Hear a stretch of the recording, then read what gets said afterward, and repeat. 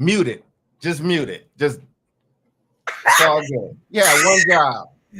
I have one job, but you know what? This is why I need a producer. To cook for me. So all I got to do is talk. Welcome to today's episode of South Star Classrooms, episode 184, cutting class when teacher prep is defunded. And before we get into it, we've got to do my favorite part and Charles's favorite part, checking in. And I'm throwing the ball to David. What's going on, my good brother? All right. We are good over here. Nothing major to report. Let's see. Definitely feeling like springtime. Little birdies are out there having babies, and there's baby birds out. The sun's finally come out, which is good. And yeah, everything. I mean, my son had his birthday this past weekend, so we got out, went to a couple of events and with his friends, and then we went out to see a good old baseball game. He's not 9 anymore. Is that what you're telling me? He's not 9, man. He's like 15, going on 21. And that's pretty much it. It was good weekend. Awesomeness. I feel so old. And people, don't forget to link your streams up top if you haven't already. I'm looking at it. Right. I'm good, man. I went back. I am now doing Invisalign again. Kids, keep in mind, don't lose your retainer, because then you have to spend money doing it all over again if that's the case. But I like Invisalign. Couldn't do braces, so I settled on definitely on Invisalign, and looking forward to Jubilee hosting this episode and all of her Jubilee-ness and this topic. And we're just gonna see, man. And shout out to Omar. Hope wherever you are on the globe, you are enjoying yourself. And he is still the most mysterious, interesting man in the world. So have a good one, brother. I love it. We miss you, Omar. Don't forget to do a rant for us while you're away. Exactly. Well, I'm glad to hear that you are both well. I am well. I am tired. And so at some point this week, I'm going to engage in self-care. And that's important as leaders, that we ensure that we build in time for ourselves and schedule ourselves on our schedule. And so I'll be doing that. When people ask me how I'm doing, I'm like, I'm burnt, I'm crispy, I'm very exhausted, with a smile, but still tired. But like David said, the birds are out, they're chirping. Today was 83 degrees out here in Maryland, in Bowie, Maryland, and I'm grateful for that. So, all right, well, let's get into it. Today's episode, Cutting Class when Teacher Prep is Defunded. So in today's episode, we're going to dig into the long game of teacher preparation and some of the short-sighted decisions that have been made at the federal level, which we knew, if we actually believed the things that we saw coming down the pike, connected to Project 2025 and this administration. I don't know if this is surprising, but we want to talk about it. So with the recent move by the Trump administration to cut critical teacher training grants, many of which supported programs that were focused on diversity, equity, and inclusion, social emotional learning, and anti-racism, we, the leaders, the educators, the constituents, the believers, and the lovers of all things children, we're asking, what now? And so we're going to trace the history and inconsistencies of teacher prep programs, from undergrad coursework to on-the-job realities. And we know, every educator knows, that there is a disconnect between those two.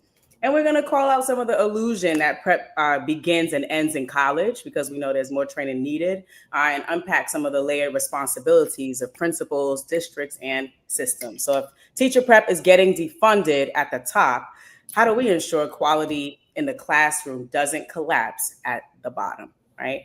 And I'll share a couple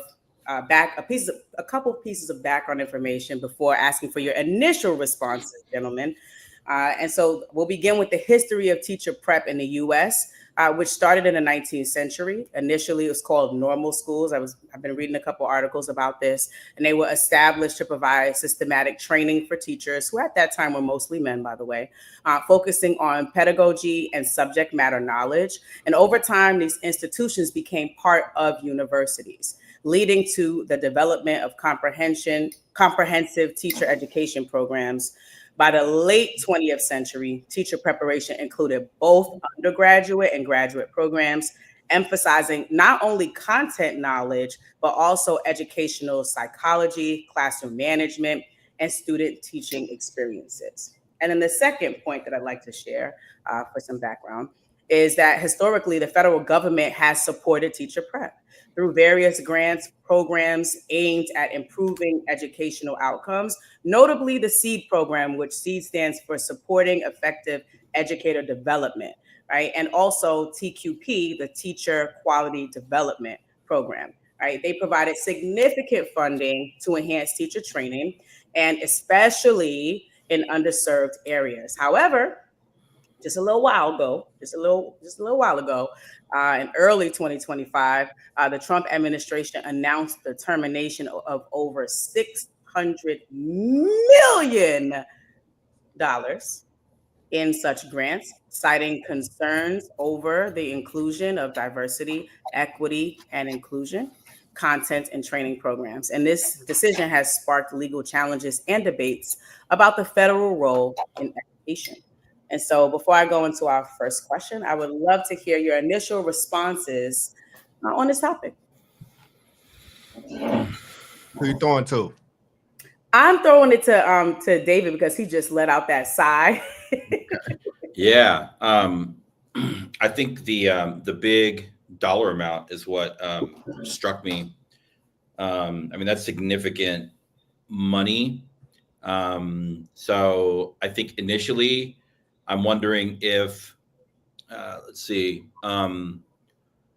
like, I mean, I know that people are doing this. Like, how can they go back and like recode their programming to make it look less DEI-ish, right? While still doing the DEI work. So I wonder how people are responding to that. And then, yeah, I mean, I don't know if you know, if like so many other education initiatives, they're, you know, these are federal dollars. Is there a plan to push this money to the states to let the states decide, or is it just pretty much, you know, going to be up to the organizations that receive these grant dollars to really just dissolve any kind of like race-based programming? Yeah, thank you. I think my initial reaction is, I think there's a very nuanced take. It's always ironic to me that the education sector, which is responsible for educating our country's babies, our country's children, are not strategic or take smart moves. And what I mean by that is, this man been running for 3 years. He told you what he was going to do. He told you what he didn't like. So when this is coming, and we know funding is probably going to be, because that's the long stick he has, he's probably going to take funding. So what's the alternative plan? I just am surprised at how surprised people tend to be when things like this are happening. And I feel like we're being failed. Two, just for the state the obvious, Trump don't rock with you. He don't rock with us. He don't rock with, you know, the diversity stuff. He don't rock with like, you know, like, oh, I want to have better black teachers, better brown teachers. And I'm somebody who believes very strongly in that. I've written a few reports, a few with that man right in the middle named David.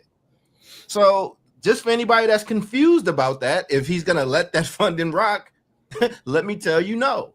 And then third, I don't know how much I love what the training has been and where these hundreds of $1 millions have gone.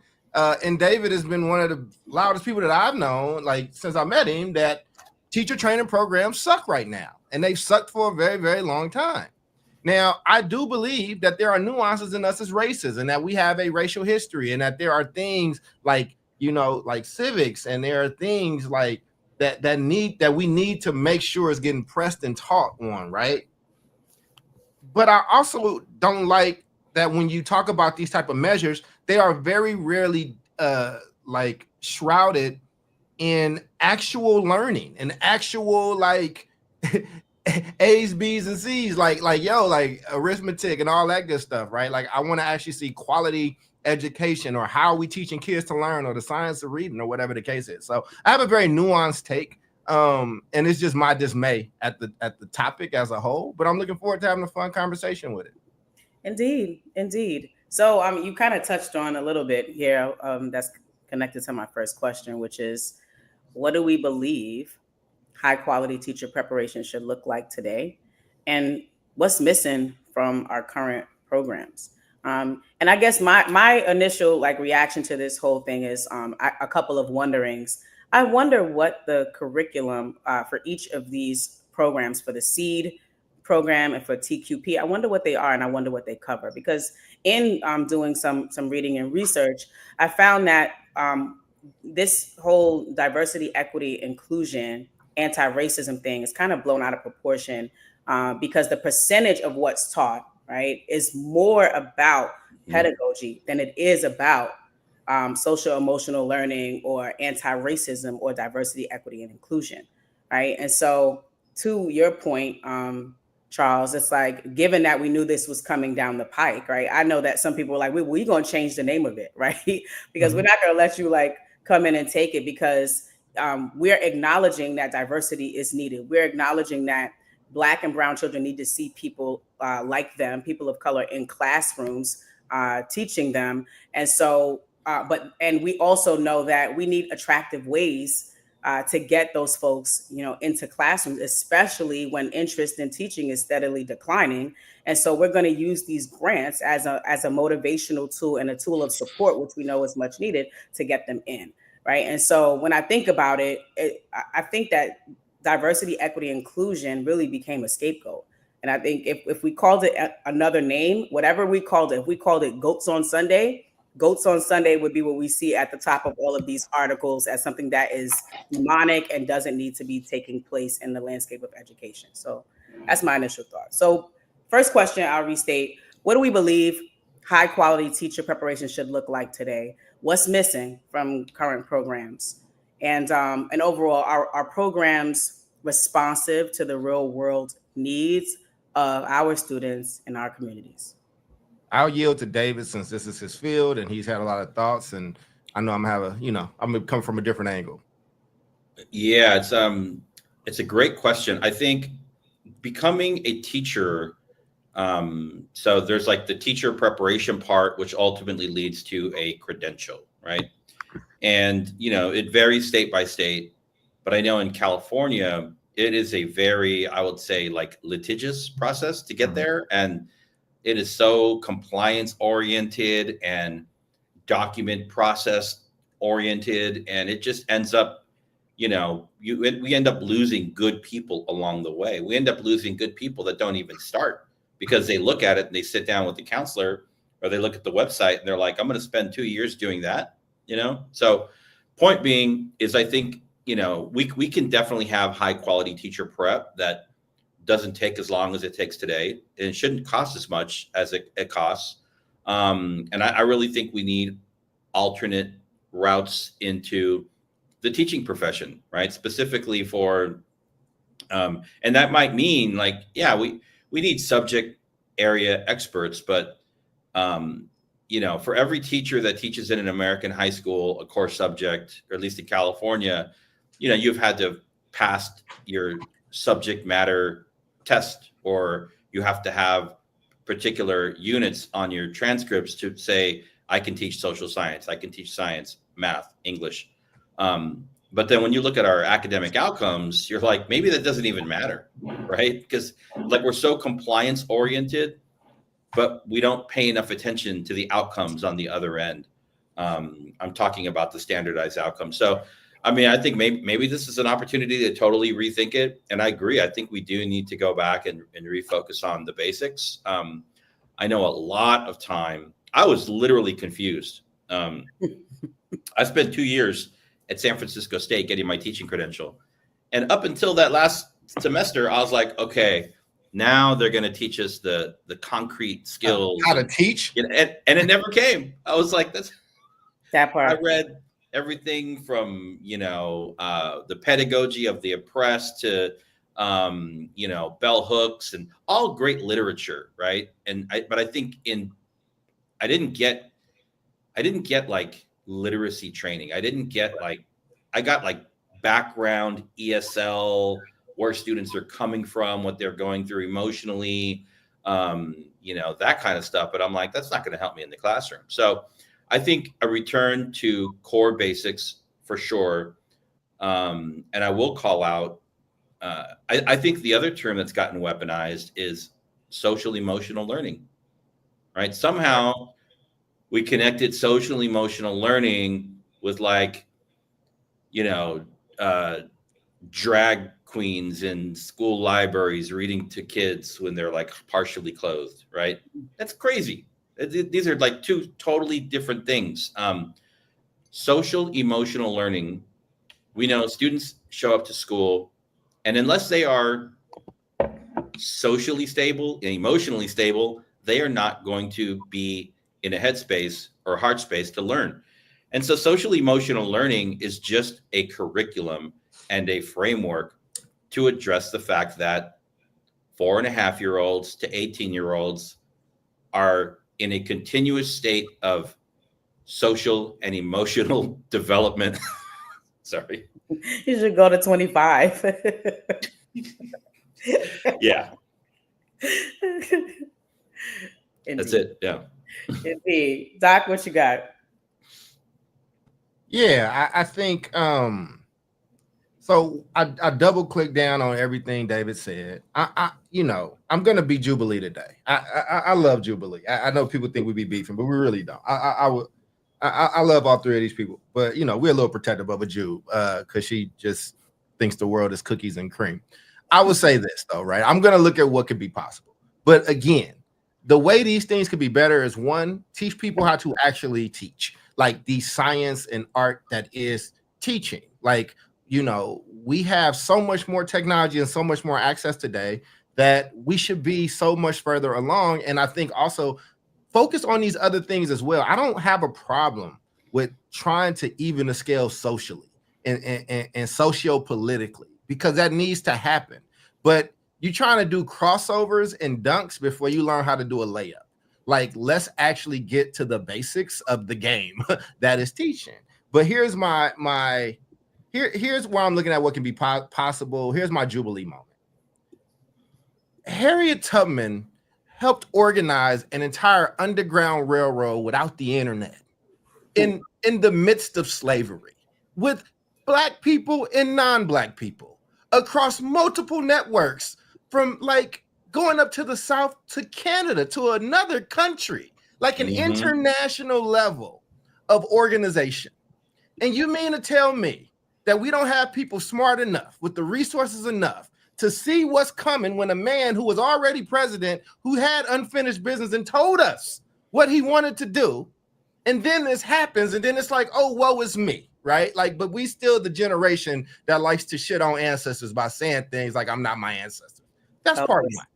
Two, and David spoke to the litigious nature of these type of programs and what is happening and with Trump. So let's step back. And everybody don't love this brother, but I do respect his stake, and we can talk about these things later. But where are today's Thurgood Marshalls then? Where are our best and brightest legal minds that happen to be Black and love Black people? Or it could be a rainbow coalition that sees these things coming. And I know there are some other people that's taking litigious actions here and there. They're pushing back on certain things, and Trump's people are fighting, and these other people are fighting a good fight. But I'm talking about an organized network of these lawyers that are in step and toe with this stuff, and we were actually prepared.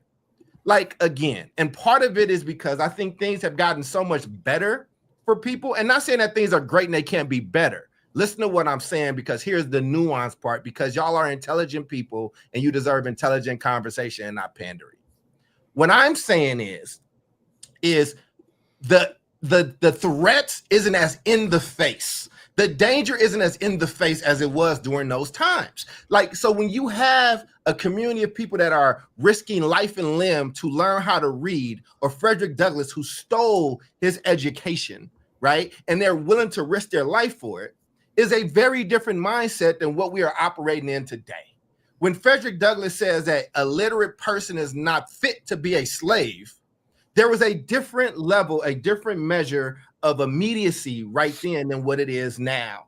And it's hard to wake up early when you're sleeping on silk sheets. But what is easy is we can get on these platforms and in social media and broadcast to hundreds of thousands of people and talk about how wronged we've been. No, our ancestors dealt with that, went through that, prepared us. And we owe them a debt and to be better, exponentially better and more efficient and effective than they were. And I don't care if you're Black. I don't care if you're brown. I don't care if you're Irish. I don't care if you're Chinese.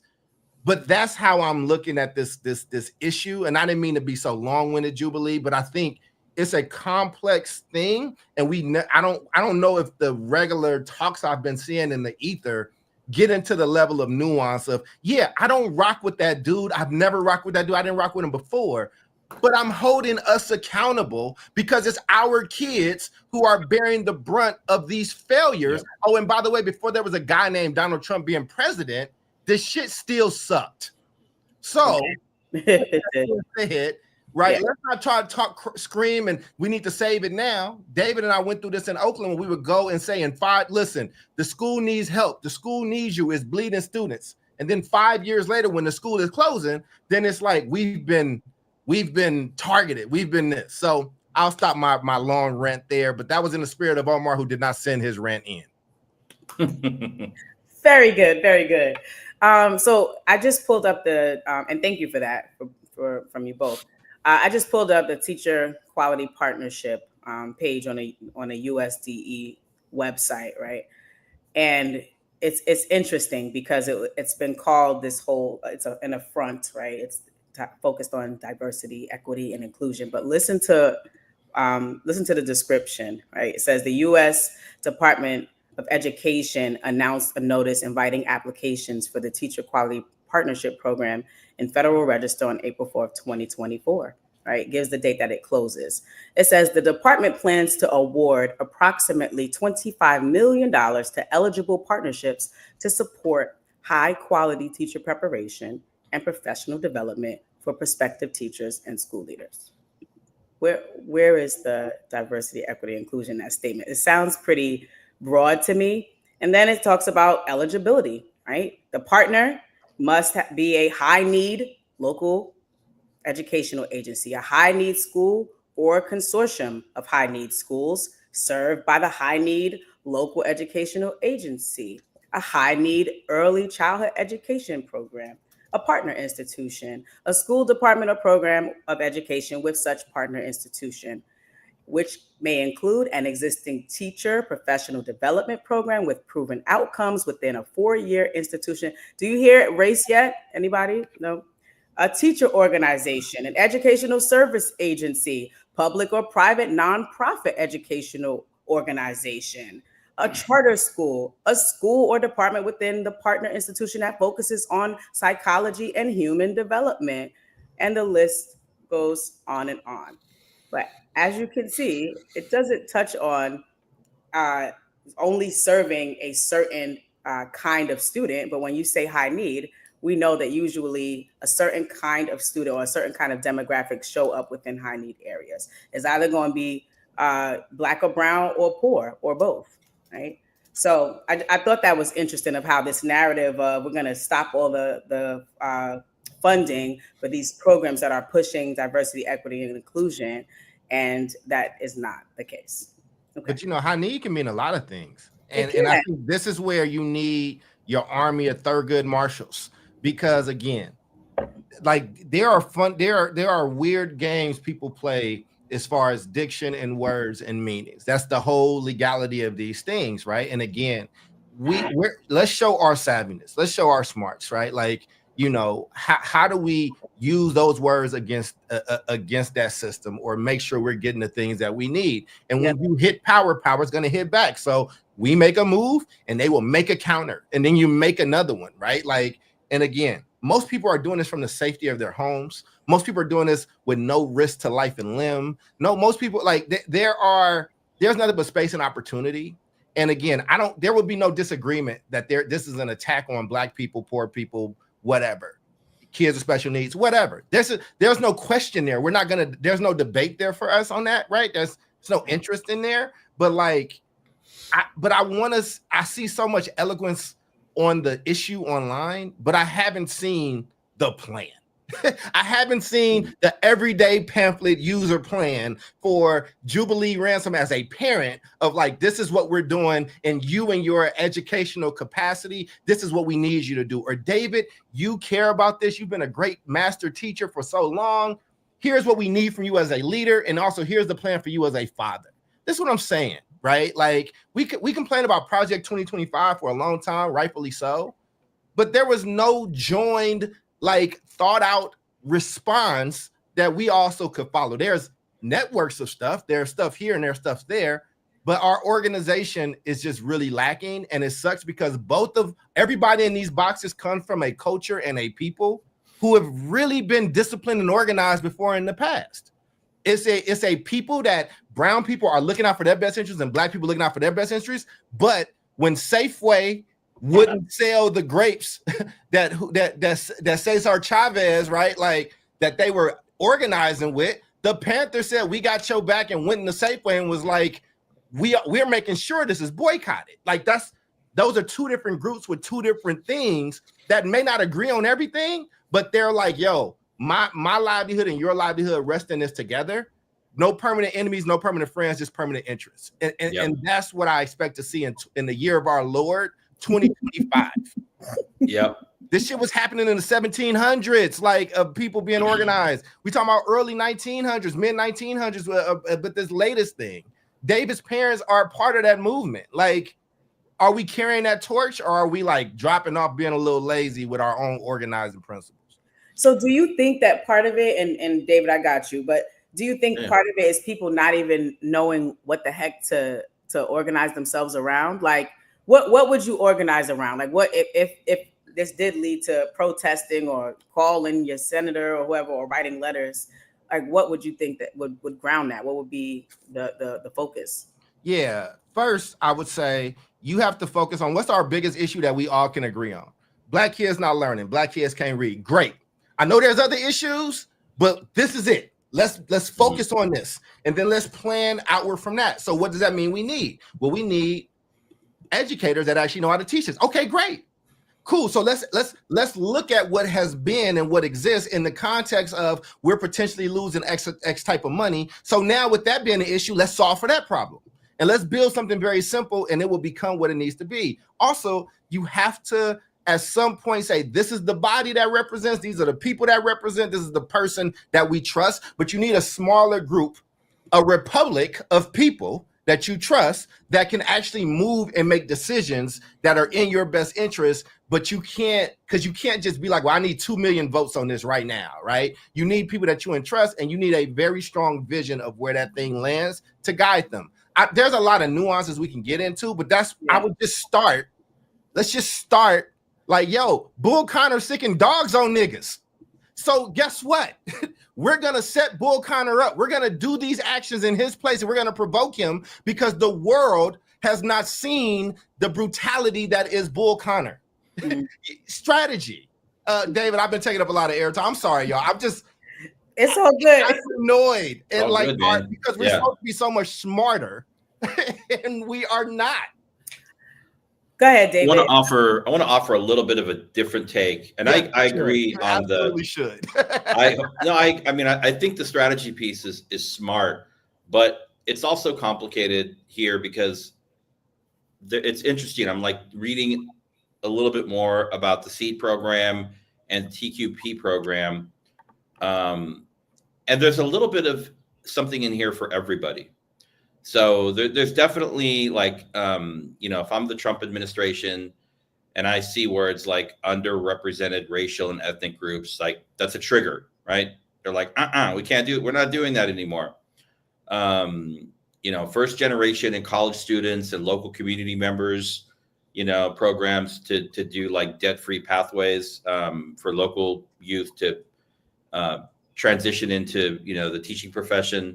That kind of makes sense for everybody. But it's very interesting what Charles said earlier, because, high needs also means like poor whites in Kansas. Absolutely. Right. Poor whites in Oklahoma, poor whites in Florida, Kentucky. Exactly. And so it's interesting that the brain initially goes to like, oh, Black and brown people they're talking about, right? I'm like, no, poor whites is a huge demographic. And then the other thing in here, which is part of the TQP program. So now I'm thinking like I'm Donald Trump and I'm sitting in the Oval Office with, Elon Musk is sitting next to me and he's like fidgeting and freaking out. He says, there's something in the TQP program that funds residency programs for adults that are transitioning from other careers. So people that are working in the field for, not the full 2-year program, but like an accelerated program. If you're already working in the field of aerospace or law or whatever it is, like, I want to go into teaching, there's actually a pathway here. And I feel like that's what we talk about. We want to have teachers in the classroom that have real world experience that can bring those experiences to young people. You want to have a balance, but I think there's a lot of people out there like that. And it's interesting because that's one of the elements of this funding that would go away under this current plan. I wonder if Elon Musk would be happy about that, right? So his tech bros, they want to go into teaching and do something good for people, are going to have a harder time doing it now. Yeah. Thank you for that. I mean, so both of you have my brain going. And Charles, you made me think about who is our like Al Sharpton or Jesse Jackson for like education. Because I heard what you were saying about, just organizing, right? Being strategic, starting with this like central like core group. I lean more on King and X, but I got you. I mean, yes, but I'm just saying as a kid, right? As a kid growing up in the 80s and the 90s, right? Like I would know that. Like, oh, somebody beat your little brother up, a cop beat your little brother up at the bus stop. Call Al Sharpton, call Jesse. It was just like a thing. And I'm just wondering who are our writers in the educational landscape now? And do people know that? That's one. And two, I don't know if people, all stakeholders, I'm not sure if people understand what's at stake, because this is one of those like long-term impacts. Like you may not see it right now, right? We're already seeing the impact of other issues in terms of the fact that we still have all these teacher shortages and chronic absenteeism. We're experiencing the impact of COVID even still now. But I feel like this kind of decision that has come to be as a result of these budget cuts, I think we'll experience in the next 5 years, right? And so I'm wondering if we even feel incited, to be like, no, we can't let this happen. I don't know. Right? I think if you're in the educational landscape, maybe, but do parents understand what this means for their kid who's now 2 years old and going to, a Head Start or going to daycare, but in 5 years will be 7 in first or second grade and is going to have like a teacher named Eeyore that like can't teach, right? What do people understand the gravity of it? So that's like my wondering. Eeyore. Eeyore. Okay. Eeyore. He was always just sad. That's how I describe myself when I'm tired. Eeyore. That's how this shit sounds, though. I mean, that's how like teachers. It's just picking on us, and this person doesn't understand the importance. We don't that. He told you. He said he ran on. I don't rock with that. It's not yet. Like think about the beginning of COVID, right? Do you remember how people were dragging it and they were making fun of it, like COVID, like. We don't need that. Wear a mask. We don't need to wear a mask. Like, I'm fine. I'm going outside. And then COVID hit everybody like a mug. And it was like, oh, shoot. Started dying. This is real. Where's Billy? Haven't seen him in a minute. Like, oh, he got the COVID. Right. So I'm just saying, like, where is the urgency around it? Sometimes I wonder if I don't see the urgency or experience the urgency, I'm wondering if folks understand the weight of the decisions that are being made. And because it's not impacting folks right now in this moment, that sometimes we can get lackadaisical or just be like, oh, that sucks, another budget cut, not realizing that little Tatiana, when she gets in second grade, will not have a teacher, a strong teacher to teach her how to read and make sense of text. I love the simile. Can I challenge the simile a little bit? Because I like it. I'm going to stay in the simile. Yeah. Like COVID, and people and not quickly catching on. This is different in the sense that COVID came kind of, it just happened and it hit, and there was skepticism, and some of that skepticism is proven to actually be true. And we kind of overstayed on that in a lot of ways, and people played in faces both ways. We're talking about something that has been happening since the Civil Rights Act. We're talking about like your Black teaching force being decimated in the name of civil rights. We're talking about a generation of young people generations of young people that have grown less and less literate over time. We're talking about a group of people that after slavery was the fastest growth of literacy ever, that now less than what I think 30% of all kids are reading at grade level. So again, I get the simile. I actually like it.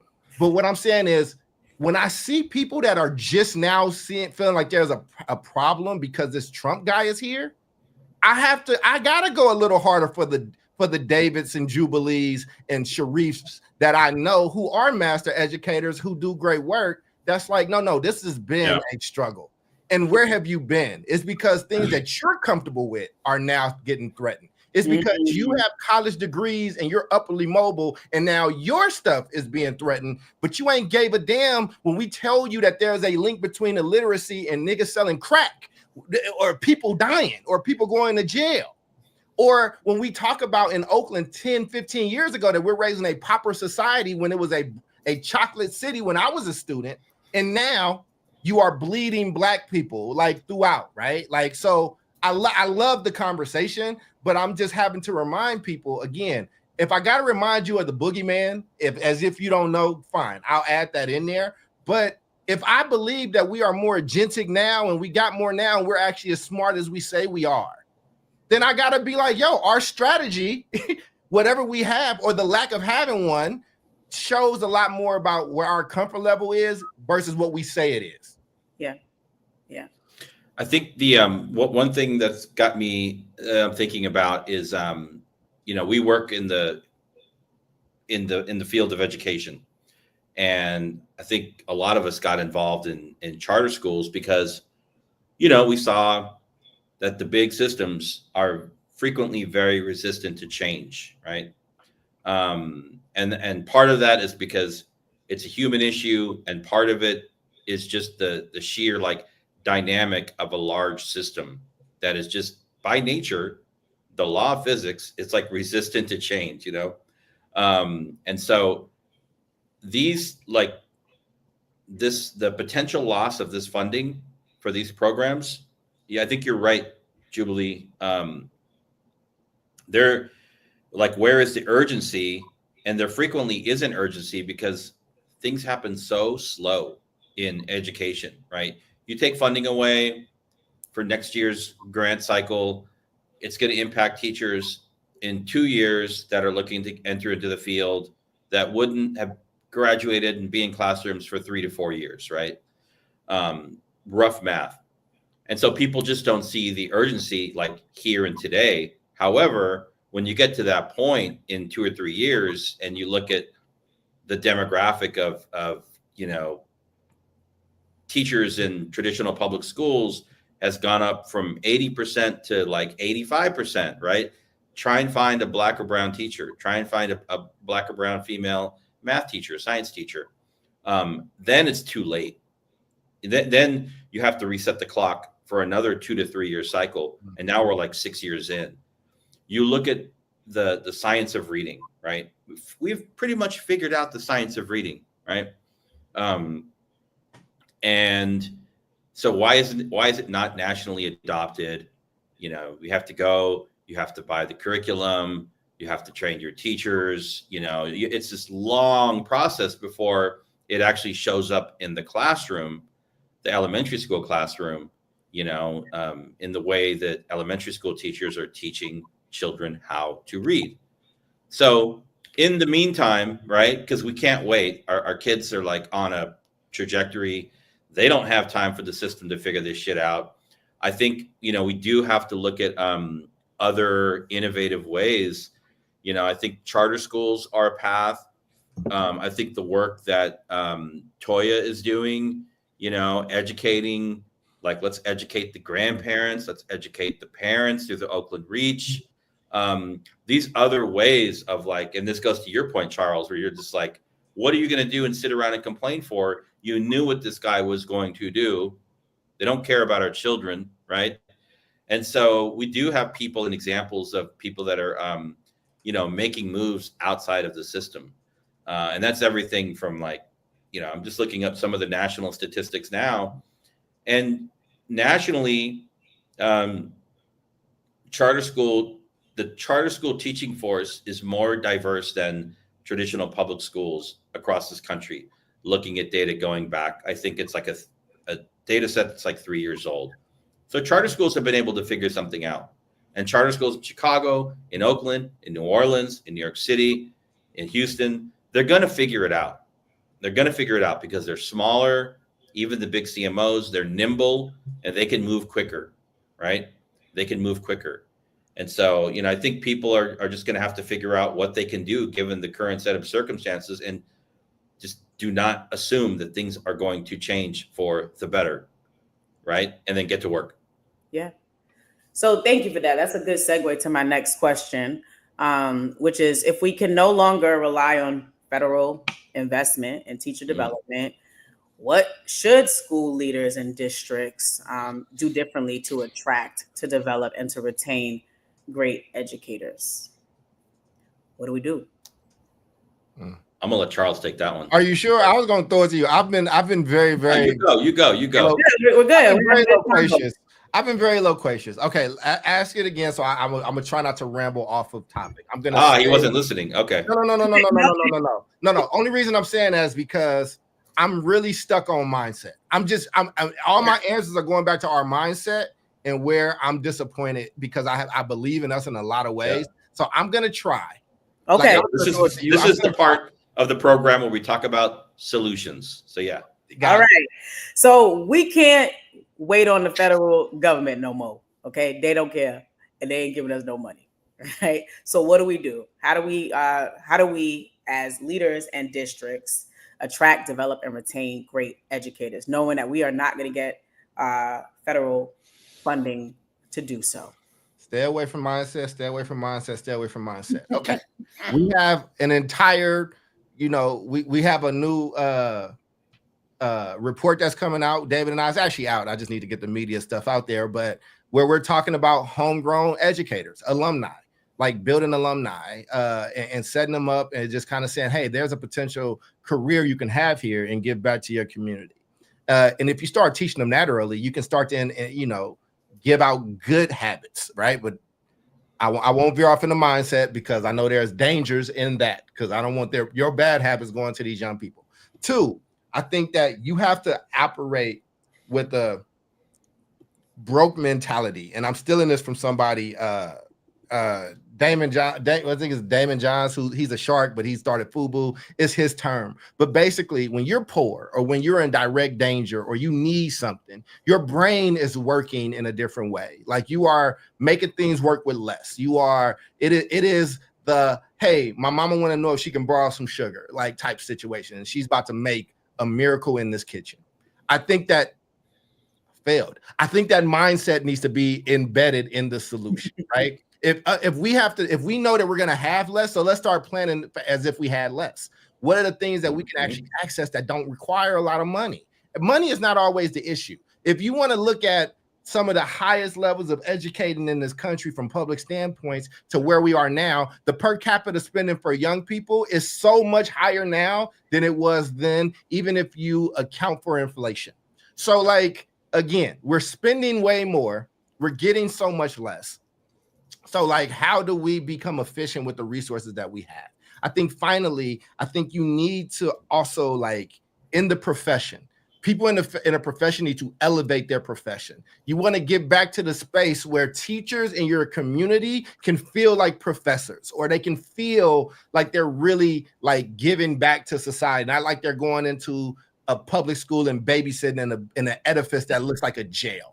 You need to like restore those feelings. You need to also have a public-private type of collaboration in the sense of if David is a famous writer and he lives there and he's been a teacher before, like, let's figure out a way that doesn't take that, be safe. You want people to be safe around kids, but how do we get him to teach a section? How do we make him a featured person who has this other life in the world, but is like showing up at this school 2 or 3 times a week and teaching a section that is like, it's like appointment TV. Like, you want to be there. You want to see what they're doing, right? I think there's a lot of models. I think anyway, I'm gonna stop there because I was gonna go into the type of model of school that David has led before, where it's not really delineated by age and grade as much as it is by like subject and topic. Like, we started with 1-room schoolhouses that did major things. Way more. And then finally, you have to raise master teachers, and then you have to put them in their local communities. And with that, if they're really good, they are able to look at what that community needs. They're able to look at what is happening in an Oakland versus an Oklahoma. Like, there are different needs there. And if we know that there's going to be infrastructure needs, then maybe we're jumping on the train early with 13-year-olds and like, look, you need to learn how to make the cement, and you need to learn, because there are going to be careers here in 8 years. Like, we don't do that type of forecasting. So those are some of the solutions that I would think, and I only veered off 1.5 times, Jubilee. I think in terms of solutions, we definitely like what was the movie, like Waiting for Superman, right? I forget that. It was like a big education film. But I think in this case, it's very clear Superman is not coming, right? But Superman and Superwomen like live in our communities. So I think the big shift that we need to consider now, I think both in district schools and charter schools, is growing your own talent from within. Indeed. And the only way you can do that, and we've talked about this, and I believe this is why we saw the success that we saw in the study that we did, Charles, the alumni report, was because young people are not going to return to the scene of the crime as adults to work in the vicinity of the scene of the crime. So if young people are not having a positive experience during their formative years in any kind of educational setting, they're not going to want to go back there and desire to return to work, right? That's not how the human brain works. You're going to stay far away from that building, from that place. And so I think, you got to focus on making sure that students today are still having a positive experience, figuring out ways to be creative, to entice and to encourage people to come back and work in the community. I think the other thing is, we got to get back, at least in the charter side of the house. It's so interesting. As charters have grown and developed over time, even the single site charters have become so compliance mindset oriented. I'm like, you're not a school district, right? You're a lab. You're a learning lab. You're an organizational lab. Think about it in terms of, we got to get back to that like startup mindset where we were not afraid to, you can't take risks. We live in a more like compliance oriented world. But it doesn't mean that we can't prototype things and we can't, experiment and we can't try new things with safeguards in place. And I think that, like what Charles is saying, like, how can you pull community members in to teach in like non-traditional roles, right? How can you, there's definitely like a way to game the system, right? And smart charter leaders, smart leaders can figure out how to do this and still, stay, in the positive, in the blue around compliance. And, I think the last piece, which we talked about earlier, is just, if you have a school of 200 students or 500, whatever, you multiply that times 2 or 3 or 4, and that's your adult community, right? So how can you tap in to this adult community, people with deep skills, deep community knowledge, to help to impact your work with students? And this is where so many schools kind of fall flat, but there is a tremendous amount of expertise, passion, labor, support, care, and love in our communities. And we just have to figure out how to tap into it. Yeah. Yeah. I mean, I agree with both of you. A couple of things. So one of the schools that I work with, they have this teacher pipeline thing. Like, I mean, so case in point, I didn't make a case, but here's the point. They had a gentleman that was like a soccer teacher or something, he started teaching something that was not content, right? Just came in, had an interest in kids. And, the leader was like, well, what do you want to do? Like in 3 years and 5 years? Like, are you interested? Right. The person is like, yeah, totally interested. That person stays on, right, as the soccer teacher, right? And it wasn't soccer, but you get my point, some kind of sport. And now 5 years later is like teaching social studies, right?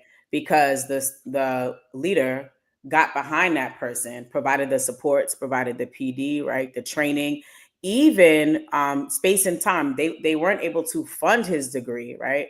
But they were able to say, listen, if you need to, early departure time so that you can make it to your class, like, we'll make sure that we create an environment where you can thrive, right? Because we need you here, right? Several of the schools in my portfolios, they have alumni that have come back because they did have, to David's point, positive experiences. And now they're back in the school as teachers or teaching assistants, right? So I think it is possible, but I think it's possible, back to Charles's point, when it's top of mind. When you're like, we cannot wait until a teacher shortage, or no, the time is now. Every single person that comes in this building, I don't care what you do. I don't care if you're a bird watcher. It doesn't matter. I'm going to ask you, do you have plans? Is this something that you want to do long term? Are you interested? And if they say yes, we're going to put the support behind that person to ensure that they are not just attracted, but retained and developed throughout their time, so that there's sustainability and longevity with that person in the profession. And I think, as leaders, I don't know, like when we go through, to your earlier point, David, when we go through the district, there's so much red tape and bureaucracy. It's crazy. It's like, I mean, people get stuck in pipelines all the time and never really get to the destination, all because of red tape, right? And I'm not really sure how top of mind that is for all leaders, that it's not just about just trying to get somebody for this third grade classroom, right? It's trying to get as many people on board who are excited to be a part of this profession, want to learn and grow, and that you are taking the time as a leader to plan, prepare, and provide professional development so that they can grow and stay. A lot of the people that end up leaving the profession, right, the heavy workloads and long hours and lack of teacher preparation, right? Which brings me to my next point, right, which is about teacher preparation. And we already know, to Charles's earlier point, we already know they ain't getting what they need in these colleges and these universities, even with the year of practicum. Like, come on, you were working or doing your student teaching in some affluent community where everybody, sits with their hands folded and whatever, and then you go into, a challenging community, right? There's already a gap there, right? So I think, like, how do we ensure that we fill the gap through professional development and acknowledging, like, we already know what it is, right? And lastly, I was thinking about testing, right? What we are communicating teachers need right now is still antiquated versus what they really need. When we look at the assessment that they're given, that gives you your licensure, that thing is antiquated. They're not talking about any of this stuff that teachers need right now. When we think about the coursework in these universities and colleges, misaligned, right? The seminars, misaligned, right? Yes, okay, you're going to get your foundation, but by the time, we don't do that in any other profession, where it's like, you get what you get, you don't get upset, hope it works out for you. We don't, if you pass the bar, it means you got to know something. You have participated in enough mock trials and trial preparation. If you're a doctor and you're supposed to be a surgeon, you've had enough time in your residency, right, to master a specific skill set.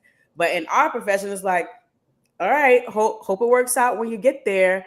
And I think that is what also needs to change. Like, our trajectory of our continuum of development that starts right in undergrad up until you get into the classroom and beyond needs to be completely changed. Yeah. Those are my thoughts. I think so. Going back to the founding kind of idea of this show, like there's hundreds of millions of dollars that are potentially on the chopping block for professional development, teacher pathway work that we know focuses on, teachers that come from low income areas, low income backgrounds, educators of color, which is clearly an issue. We don't know what's going to happen with that yet. But I'm just thinking back to, what are some of the solutions that we have, at our fingertips now?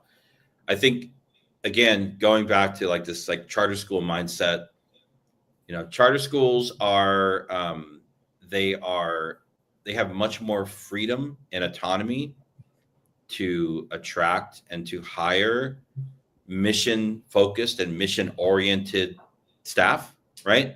So you're not just getting a job at the random charter school down the street. You're going to work at Harriet Tubman or Oakland Unity or Cesar Chavez or whatever it is because of their mission, right? And that's very different. And so there's a lot of power in that. And I do feel like the movement has sort of gotten away from that.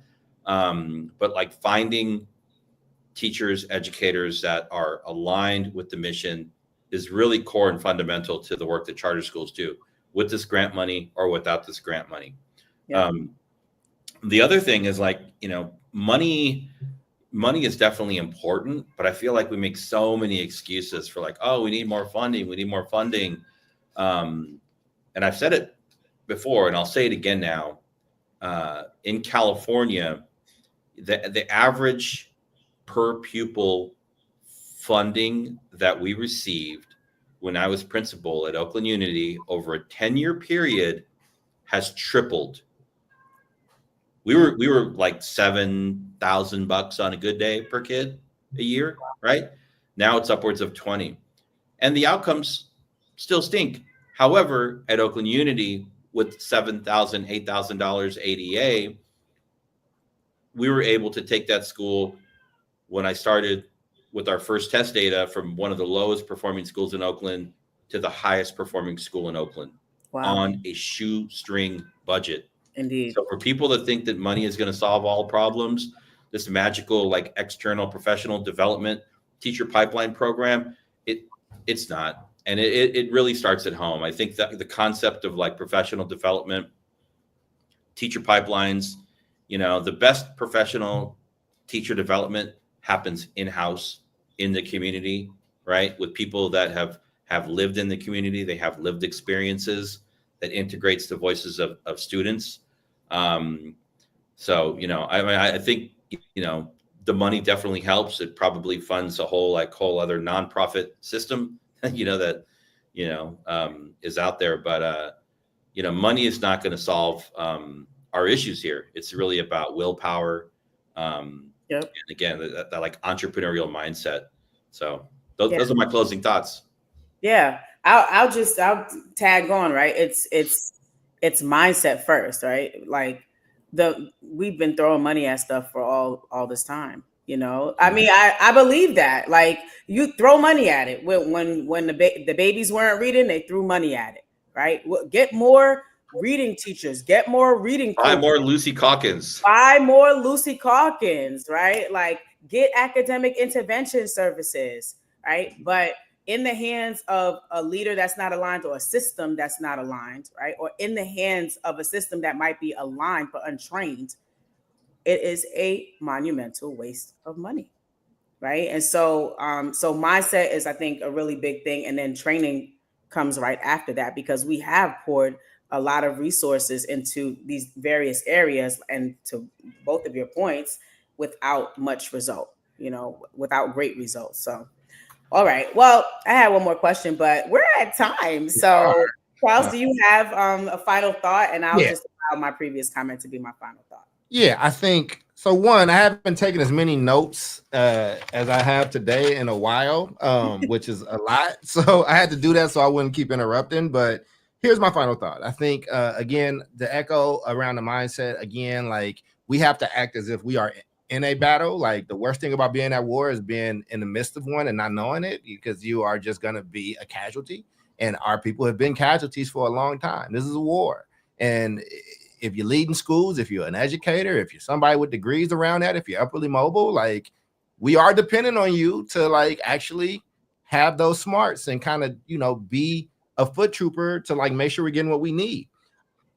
I take the term needs-based budgeting and I would apply it to this. Let's actually reset them. Where do we need to start? Where are our pain points? So if it's a giant funnel of training at the top, it's national skills. This is where how you're learning how to teach. What does it mean? There's a universal language in the American society of like, if you are a good teacher, you can do these basic things, you know, almost like med school. Yes. All doctors go to the same schooling and then they break off into their specialty. But then as you come down the funnel, if they have the master teaching skill set, now they can start attacking things like, hey, our community needs this, our state needs that. We're going to need this in the future. And we can be smart and savvy about how we hire teachers. Maybe the traditional form of a teacher shouldn't exist in the same way anymore. Maybe there's hybrid everything else. But if David can run a 6-figure company and still, you know, and come in and do a section here or there, I think that's a win for society, and do it in a way where you have a wait list of people because it's an honor, because we've restored the value of that of teaching. And then finally, I live in a beautiful village of Dalton, Illinois. It's just south of Chicago. It is a Black and brown community, mostly Black, but there's a lot more brown people coming. And there's also a lot of blight in my community. So there's a lot of different smarts, but I don't know what to do with a hammer, yo. Like if there's like, not just there's student education, but community education. We should have people living here that are equipped with the skills for us to build and fix and support our own community. You know, money be flooded or money be damned. And, you know, there was a time where if you was Black, if you was brown, if you was whatever, like those, everybody in their family on here, they know somebody that either built a house from scratch, or they've heard stories of that great uncle, or it's the man down the street with the cigarette hanging out his lip when your car gets messed up that you take your car to because you don't have bread, and y'all like barter. There are so many things that we look down on, and there are times that we look down on as people of color, where if we embraced the beauty of it and the self-sufficiency of it and coupled it with the skills and resources that we have now, who knows what we could be. And I feel like this because I was just in Tulsa last week, and I went and I walked through that place and I saw what was there. And I'm not ignoring the fact that they burned that down, that they bombed that place, what they did to these people. I'm not ignoring it, but you rebuild, you do it again. I don't want us to be a society that are the grasshoppers. Y'all heard the story of the grasshopper in the jar, and he's jumping, he's trying to get out, but he keep banging his head, and then one day they take the lid off and he just stops jumping. People, we have stopped jumping. Oh, I ain't never seen a cat. I've seen a dog. Y'all just got seen them over there, David. But people, we have stopped jumping, and those are my final thoughts. I just want us to jump again as a people. Indeed, jump with me. Indeed, I love that. Here's hearts for you. She is such a child, man. She is such a little girl with these. This is what we use our technology for, by the way. You know, that's exactly what it's for. Things that work, isn't it? Thank you. That didn't work. Anyhow, I just trained her how to do all of it before the session. I know, but she never got already. It worked. No, the hearts worked. Come on, man. The hearts always work. She's trying to do the thumbs up thing, and it's struggling for her. It's fine. Oh gosh. Okay. Well, you have been tuned in to the South Star Classroom. I want to shout out Toya and Demetria. Thank you for your comments and for your engagement. I'm Jubilee. That's David. And that is Charles. And we will see you next week. We are out.